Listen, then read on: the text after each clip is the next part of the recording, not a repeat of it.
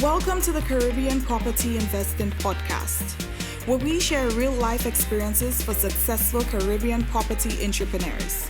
Learn about their successes, challenges, and strategies to help you create your plan for financial freedom. Now let's get started. Welcome to episode 7, Lucky 7 of the Caribbean Property Investing Podcast. We want to thank you for joining us once again, and we want to thank you for your support over the previous episodes. Today we have an amazing guest. It's our distinct pleasure to introduce our first female, first lady on the podcast. She's none other than Senior Banking Executive, Ms. Crisy Laurent. And we'd like to say hello, Crisy. Welcome to the podcast. Thank you very much, Anselm, for having me. You've done a tremendous job with this podcast, and it is a distinct pleasure to be your first female guest. Thank you very much. As we said at the beginning of the series and the podcast, we just try to share information to help others do a better job and make fewer mistakes and better understand their property journey in a quest to their own financial freedom. So tell us a little bit about yourself, Crisy. So thank you again, Anselm, for having me. So my name is Crisy Laurent. Some of you may know me across the region, that is. I am a 20-year financial services executive. I've held several roles in the banking and insurance sector.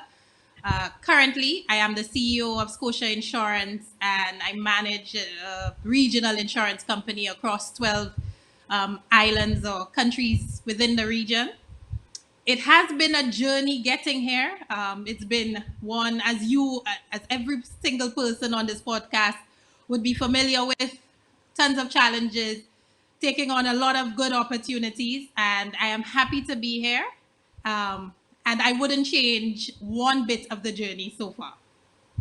Wow, 20 years is a long time. That's the same amount of time for me in telecoms. What would you say is probably the biggest takeaway from that 20-year career in that specific industry? I think the biggest takeaway is that change is inevitable.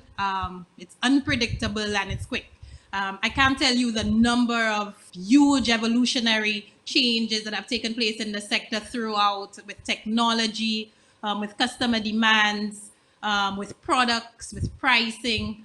It truly has been a tremendous shift from when we started, even 10 years into it, and looking now at it in this pandemic COVID-19 era. This in itself is a new, something new and something we have to change and adapt to. Anyone listening to you, if they hadn't heard that you were in the financial services industry, they would think that you actually in telecoms or technology. Change is definitely inevitable, and it is the constant across all sectors, maybe all areas of our lives, which brings me to my favorite question, which is what got you along your property journey? Tell us about that. How did you get started? I think initially it would be general curiosity at the beginning. And I think me being part of my career journey, I was a mortgage officer for a bit. And of course, you intricately involved with numerous projects of various sizes and a very varied clientele. So I think from there, it really allowed me to hone in on, okay, this is something I want to do. A little bit of the journey and about me is that I come from very humble beginnings. So, while there was initial curiosity, I think one of the biggest issues for me was trying to figure out the how. And the how is simple, as most of you would know, is the money. You may have big dreams, but I think initially it was for me, I always had interest, but it was understanding the how. And yeah, and a lot of the feedback we've gotten so far, a lot of our listeners and viewers, are trying to get that golden nugget. And I keep on saying that there isn't one secret formula, but there are few common characteristics as we go through the podcast, as we interview new people and different people from different islands and backgrounds and profession. There's a common thread that stitches them all together. And And that's my next question to you. How are you able to get over that thinking, okay, I want to do all those things. I see it. I see the good and the bad, because as a mortgage officer, I'm sure you will see successful mortgage customers, and of course customers who through certain circumstances probably were not able to meet it. So you probably have had a better view than most of us. So how are you able to translate that desire to actuality and practicality? I think with most things, with the journey, there has to be a plan. And I think also, you have to have a fair idea of what the end result should or will be. I always knew that I did not want to just own a home and it being a liability and me making mortgage payments. Doing these mortgage calculators, you're like, wow. I would never say that mortgages aren't tremendously beneficial, but you pay a lot of interest, and that's a factual statement. So that always amazed me, and understanding that in itself the property is an appreciating asset in most cases. You I wanted to always ensure that it was always an income earning initiative, so it wasn't something that every month I just put payments towards. My background in finance helped a lot. I My first degree and master's is in banking and finance, and you got a really good appreciation of of what assets are and what liabilities are, which it sometimes can be a little contradictory to what you've been taught growing up.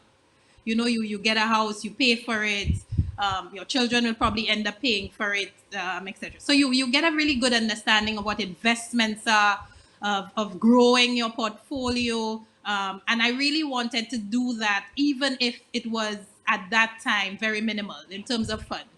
A few episodes ago, I spoke on I think it was the first episode. I spoke about being alarmed at the difference between the borrowed amount and the full amortized payment over a 20-25 year period. I don't want it to be lost on anyone, especially my banking partners, that I was you know complain about the arrangement, that I was against, the terms. In as much as no one likes to pay a lot of interest, that is the price you pay literally for having access to that money when you want it. So it's and the banks are businesses. The secret is to get that asset to work for you. So you try to minimize the length of the payment so your mortgage is shorter, or you sell altogether. Now, tell us about saving for that first deposit, some of the sacrifices that had to be made, and that first real estate project. So I know that one of the biggest hurdles for young people who are starting off is, getting that initial deposit, and even just figuring out, how do I start? Because you hear these stories of the end results. And I think it's so important for us who have gotten to the end to tell people that, in all cases, I mean, there are some cases, everything was laid out for persons, but in most cases, there had to be a plan and there were sacrifices made. So that's a significant part of my journey. And thank you, Anson, for asking that question. It's something I want to share. Having devised that initial plan, and it was exactly that. It was a dream. It was a plan. You making a monthly salary like everybody else, like I said, come from very humble beginnings with bills to pay and people to take care of.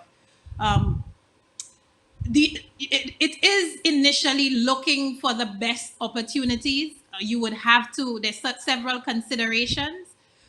You would have to stick with your budget. I mean, at the time it may be, and those of you, I know this is a regional podcast, so if I say certain areas, I will just give an indication of estimated, well, standard of living or class there. So, if you're just starting out and you don't have a deposit, then your focus shouldn't be initially on Cap Estate, which is the highest per square foot cost for land on the island, all things being equal. So you would have to look at budget. you would have to be very realistic in terms of timing. How long will it take for me to get that deposit? So you have an idea of the total cost of the land. What you should get a good idea from your banker on what is the deposit. At that time it was very often 10%, 5% down, and then a savings plan from there based on what you can work on. How do I get that 5% or that 10%? And to be honest with you, initially, it was even working out a plan with my lawyer friends, because I couldn't pay the full legal fees. Okay, I'll pay the stamp duty and then I'll pay you the legal fees in monthly installments. So it was by no way an easy feat, but it was a necessary. You had to devise the plan realistically based on your current economic situation or circumstances. I know one thing. One of the first expense a lot of young professionals incur straight out of school or when they start working is a vehicle, and that is always a catch-22. I think it's well known that vehicles depreciate, and I think there's a saying that you lose up to 10 to 15% of a new vehicle once it rolls off the lot. And that's always a tough choice. Do I take bus for 2 years and save that car payment so I can get a deposit in my piece of land? When I have the piece of land, how long do I then have to wait for me to be able to get the small mortgage? So that first property of yours, tell us some of the specs. What you were looking to accomplish out of it is just a place for you to live. You did say from the beginning that you did not want just to have, a house to live. Why did you, from the onset, believe in an income suite? So for the very first lot, first of all, there was some key criteria I explored. So it had to be in a developing area, and at that time, the stadium and Beau Séjour was the developing area. There were several developments in the area because it was fairly new. Land prices were fairly reasonable at that time, $7 and $7.50, which made a lot of 8,000 to 9,000 square feet very attainable for a young person. So that very first lot I purchased for that range was in Beau Séjour. The intention was, though, I recognized that it was a developing area, and that was because of the significant boom in housing that was taking place.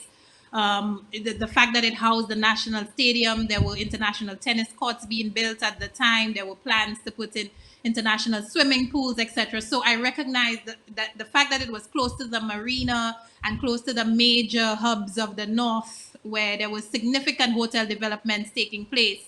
I mean, it wasn't difficult to see within a few years that the value would appreciate significantly. Again, because of financial challenges or other opportunities, what I had to do was, after a few years, look at selling that lot and doing something else. And that was because it was then valued. I think I sold it for $17 a square foot. So I just flipped it and made a profit and acquired another lot in close proximity, nowhere close to that price. There was another consideration as well. And I'm, again, speaking to you from a cost-effective point of view and from a young person trying to start off point of view.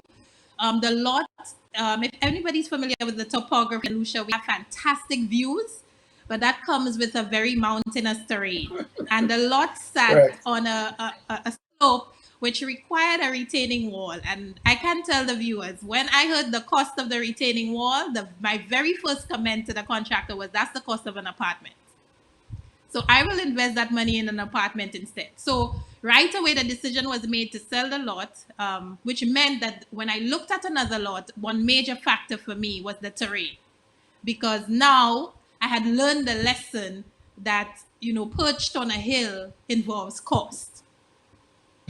And cost reduction was something that I was interested in. So that was the journey of the very first property.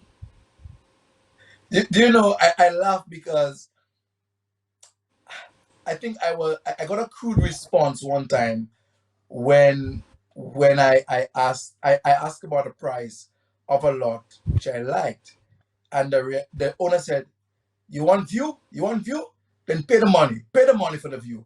And the same thing, you want view, you want to be on the hill, the excavation cost will invariably be more than flat land. And that's where you have to weigh. You have to weigh the pros and cons. Will having that view give me a premium, or allow me, sorry, to charge a premium on my rental, or will allow me to charge a premium on my sales price at selling point? And all of this almost needs to be done. You found out afterwards, before. So we're hoping that just by somebody seeing this podcast, will know that before they actually buy the lot, they need to take into consideration all of these factors, especially in deciding what you want to do with it. All right, so now you are not a gunslinger, you are a landslinger. Two lots down already, which you're rolling. How do you settle on the multifamily development now? So, at that time, I think I was doing my master's, and then I recognized the need for multiple streams of income. And I thought, okay, how do I achieve this apart from the normal journey which everyone takes of a second job, and also a stream that allows me to build my portfolio, invest in something that makes sense, and just will appreciate over the years. So those were major considerations for me. And that is why I decided into the multifamily. And like I said before, there was never consideration to build a house, a single unit house that did not make money. So that's where that whole idea was born. Again, it took a little while to get while I had the initial vision. Vision brings cost, and a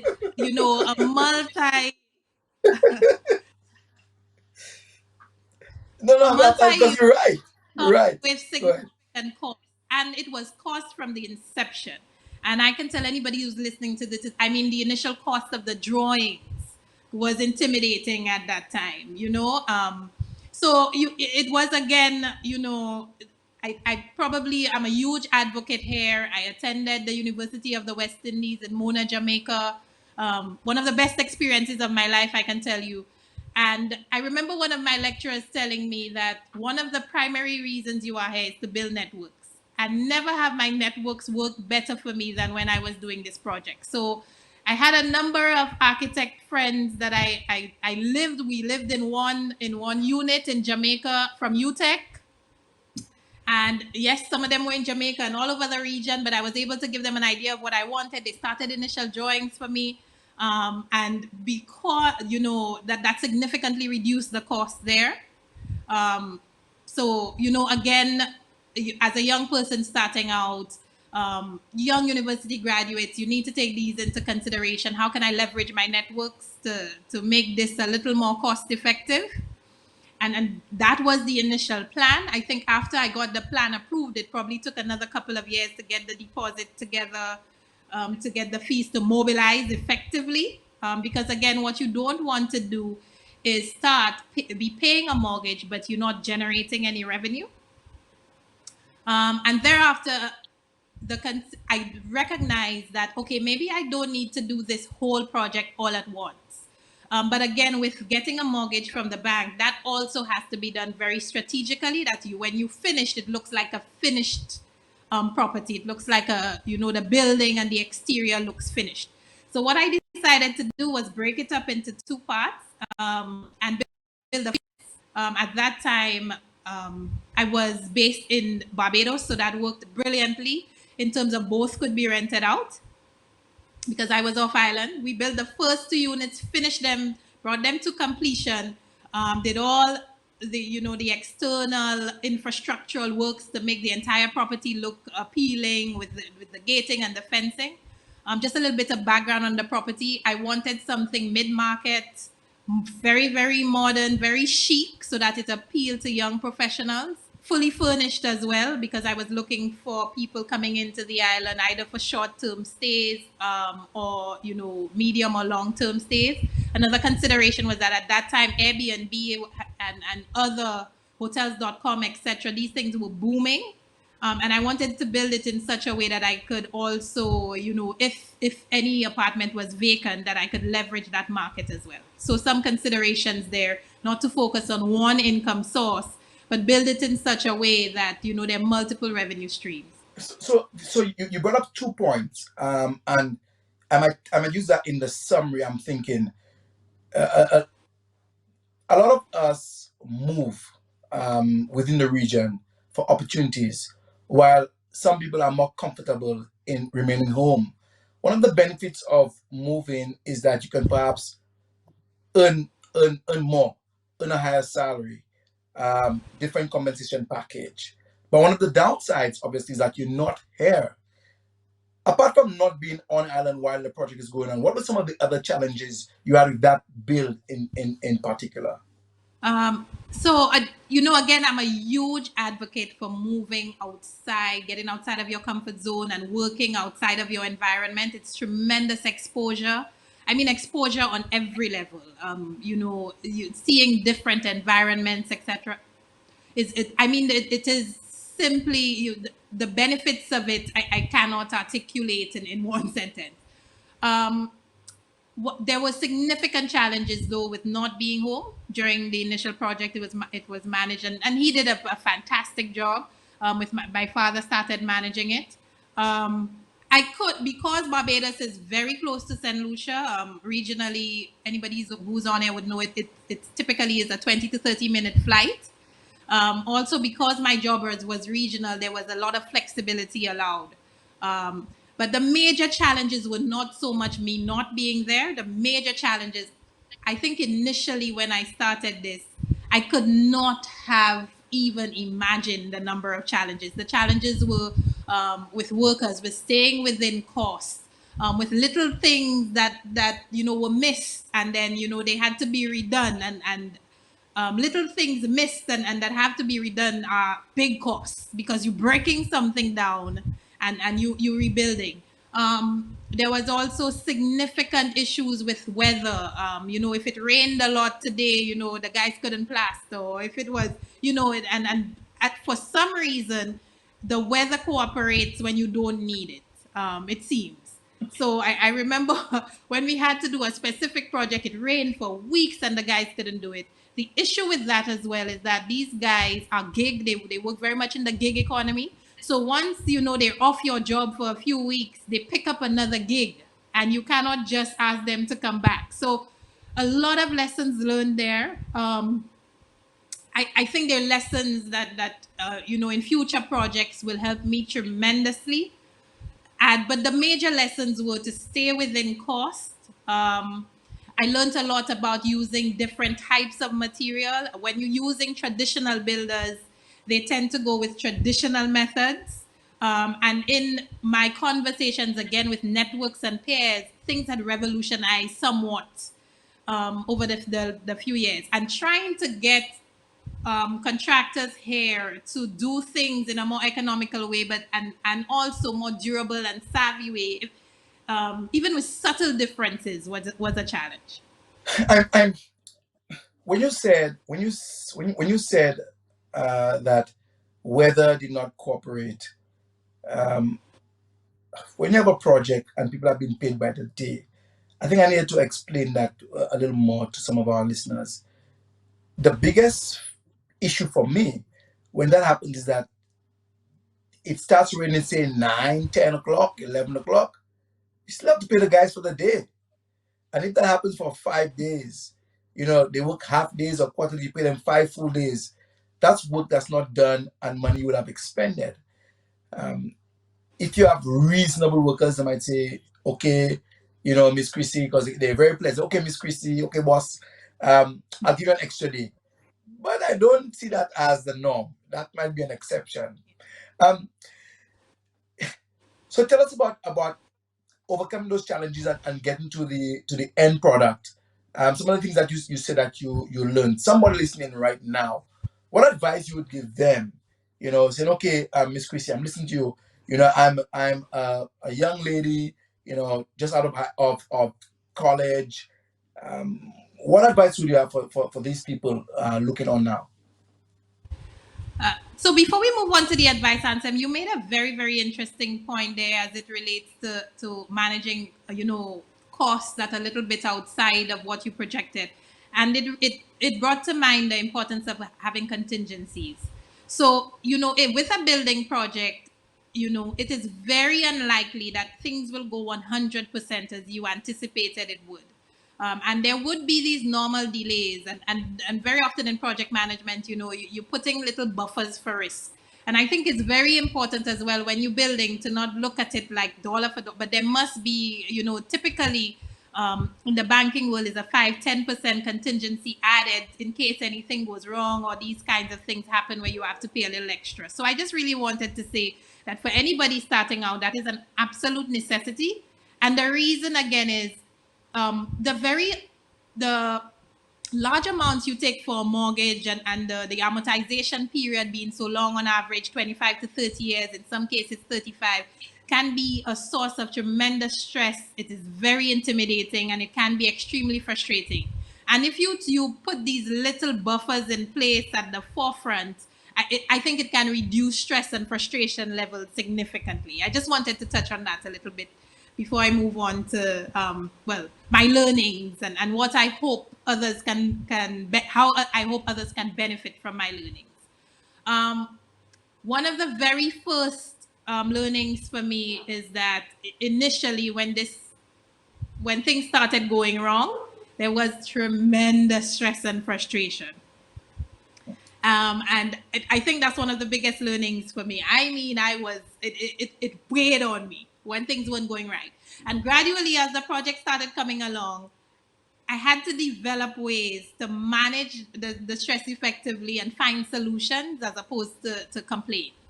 So that was one of the biggest learnings for me. So even now that we're working on the top floor of this project, when things go wrong, I lean on the experts a little bit. I try to get 2 or 3 opinions, like what's the best move forward, what's the most cost effective move forward, and I go that route as opposed to sleepless nights. I can tell you that not sleeping doesn't help. That's one of the biggest learnings, to stay on budget. I know that's something people often say, and it can be something very, very hard to do.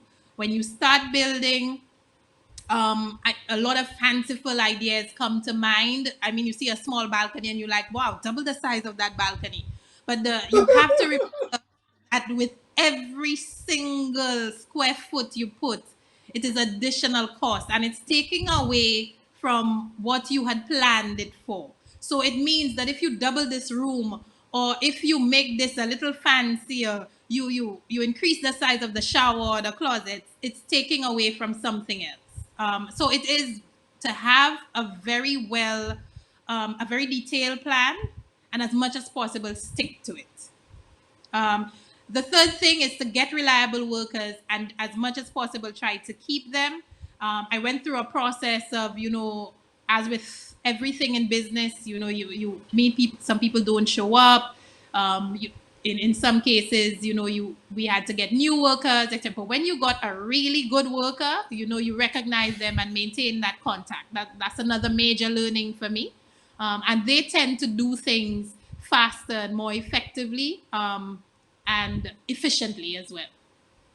Another big learning is, as in terms of look at market trends again. So you may have ideas. So I have my own style and I may have ideas of what it is I want in terms of an apartment and furnishings. And it may not be what the modern market trend is. Keep things neutral.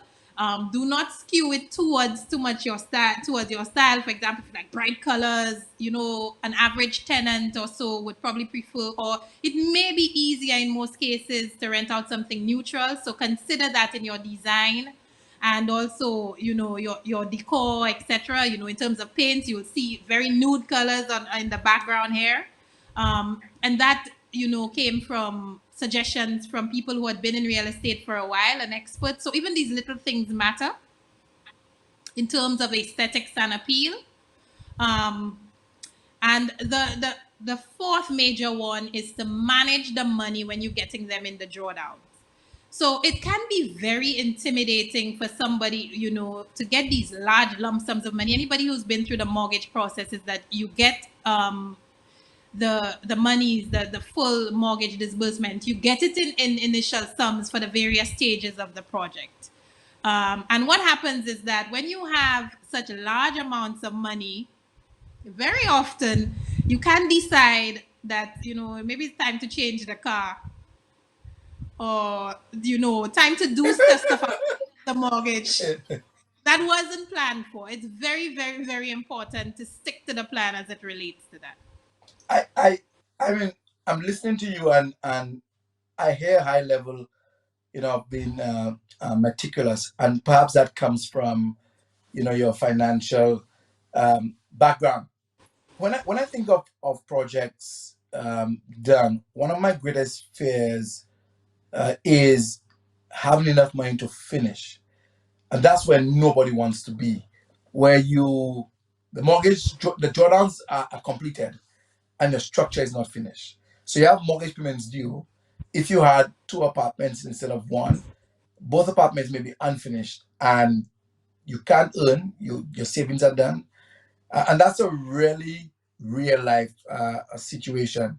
So what you just said, I think, comes in very, very handy.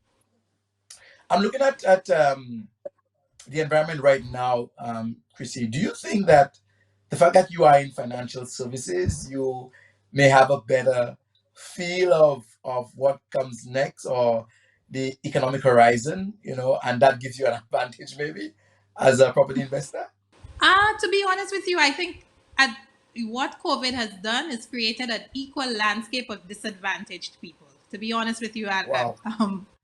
Ansem, I don't think anybody is more advantaged than the other, and that is because we operate largely in an environment where things are uncertain, unpredictable, and nothing is there was no plan you could have put in place because you could not have anticipated this. You could have not anticipated how long the length of the process, and it is still very much ongoing. And the other thing is you don't know when it will end. So I think all of us are equally disadvantaged.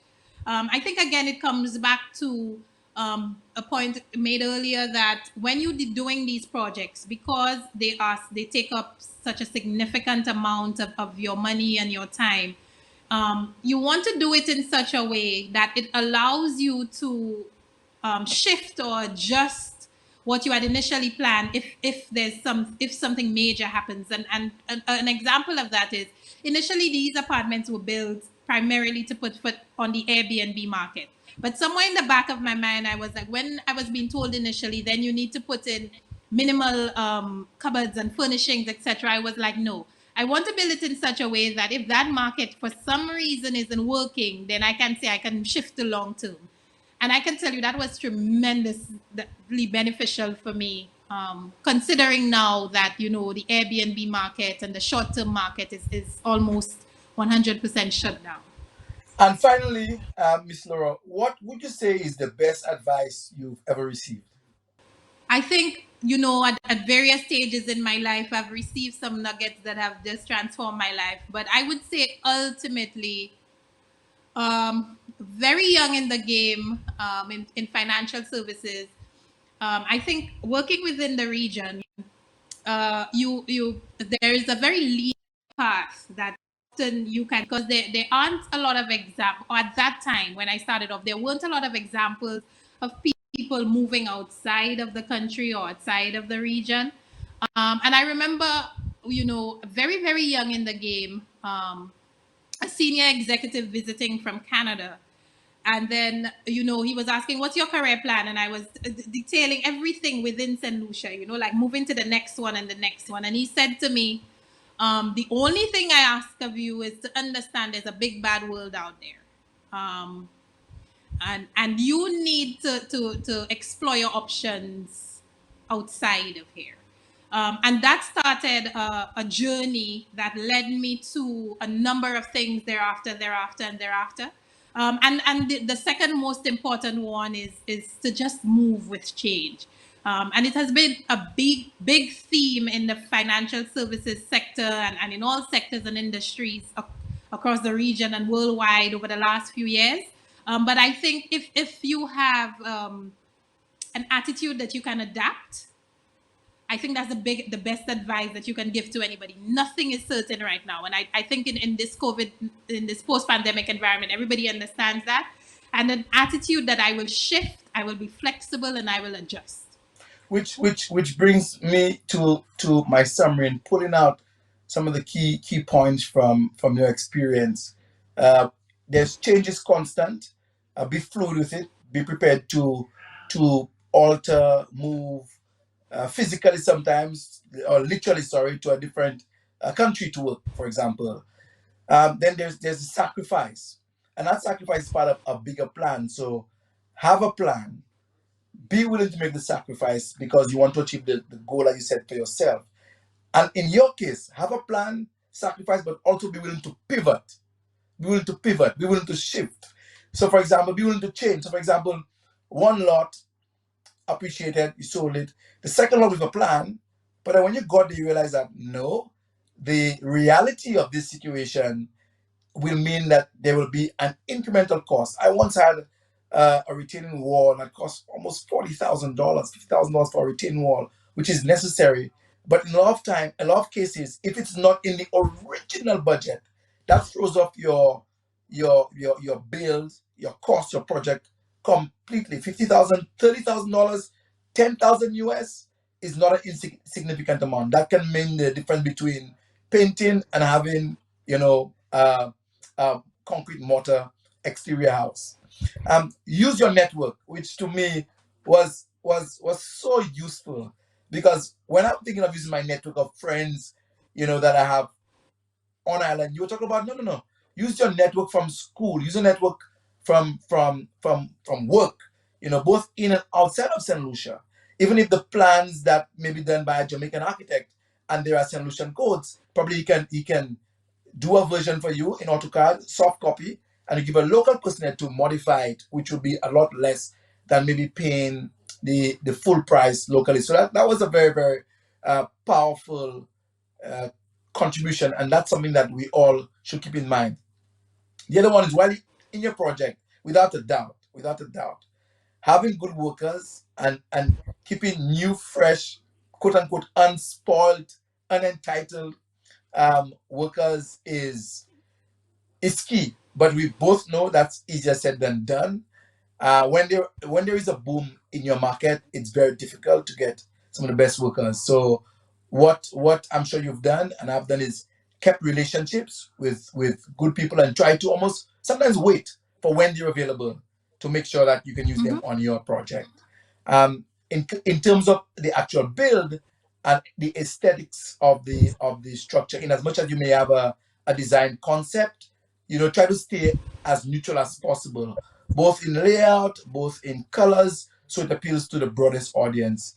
And maybe most important, at the end or during the project, which will make or break you, is manage your costs. The example that you used was so real. When you get your last drawdown, you suddenly realize you might need 4 tires. You're going to spend it. No, in as much as you can, you shouldn't, because you need it for something else in the project. So these are just some key guidelines provided by you, Crisy. We appreciate it. We want to thank you for coming on. Certainly a wealth of knowledge. And to our viewers and listeners, we want to thank you again for listening. And remember, we're available on all podcast platforms, as well as all social media platforms, and on our website, CaribbeanPropertyInvesting.com. Until next time, we see you for a next episode. Congratulations and thank you for tuning in to the Caribbean's first property investing podcast. We want to help Caribbean people create wealth and achieve financial freedom through property investing. Our show provides general advice based on personal experiences and is for educational purposes only. For more information, resources, and past episodes, visit us at CaribbeanPropertyInvesting.com. Remember to click the subscribe button so you never miss a show. Let's go.